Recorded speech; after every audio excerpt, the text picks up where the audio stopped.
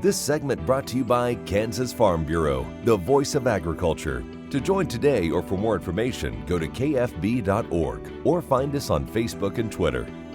Welcome to Farm Factor. On this week's edition of That's My Farm, Kyle Bauer is with Dennis Shurtz, an Ark City no-till farmer. Hi, this is Kyle Bauer. I'm visiting with Dennis Shurtz. He's from Ark City, Kansas, a farmer in that area. Dennis, you've been no-tilling for a very long time in that area. That's correct. We started no-tilling completely and went cold turkey right from the get-go since like 1998, I believe was the year. So what caused you to do that? You know, it was just one of those economic decisions that I felt was solid and sound and would fit into our operation well. And it has been one of those decisions I have no regrets for. Most people that no-till have a fairly strong rotation. How about your farm? Yeah, we have a strong rotation that centers mostly around corn, wheat, and beans. We do work into our rotation a cover crop, which is a cocktail mix of Australian winter peas, tubular radishes, and turnips. And that has worked very well for us to have a portion of our no-till operation into a cover crop. So Ark City is south of Wichita. Do you have a legacy in that area? Well, I grew up on a farm in the southwest of our Kansas City, and that's still where our home operation or our home background centers around.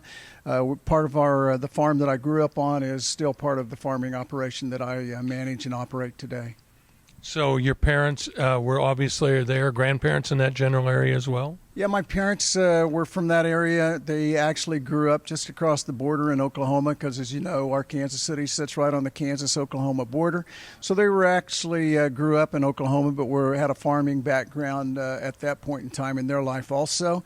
And so as I grew up and became very excited about being involved in the farming operation as a result of my growing up, that I chose to move in and take over part of the family farm.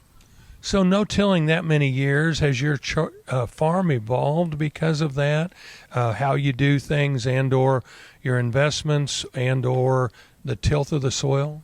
Yeah, you know, I feel we've made some real strides in terms of conservation practices that we do with no-tilling. We have less erosion. We have a better comprehension in terms of what our soil is capable of producing.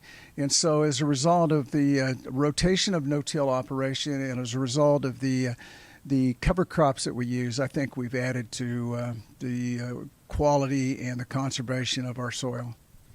Do you see changes coming down the road? Do you see this style, this system, if you will, being with you for quite a while?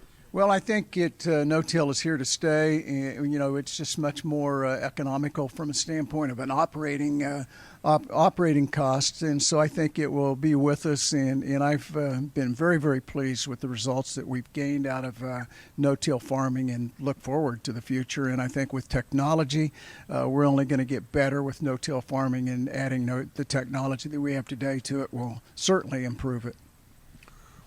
We're visiting with Dennis Shurtz. He's from Arkansas City. This is Kyle Bauer with That's My Farm. Thanks, Kyle. Up next, Greg Akagi brings us the Kansas soybean update. Stay tuned.